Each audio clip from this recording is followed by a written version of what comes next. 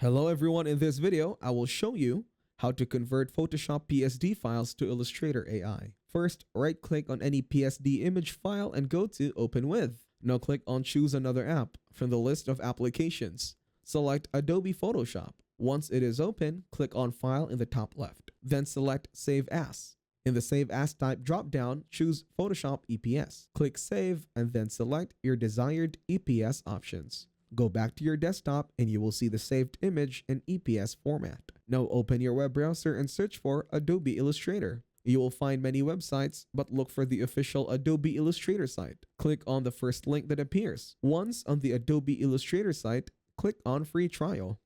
You will see the different plans and their prices. For now, select the free trial and continue. In a new tab, go to 1337 times 2 into the search bar. Type Adobe Illustrator and press enter. A list of results will appear. Click on the first one in the list. Click on the magnet download button. When prompted, click on magnet download again to confirm. Follow the prompts to download and install Adobe Illustrator. Once Adobe Illustrator is installed, open it.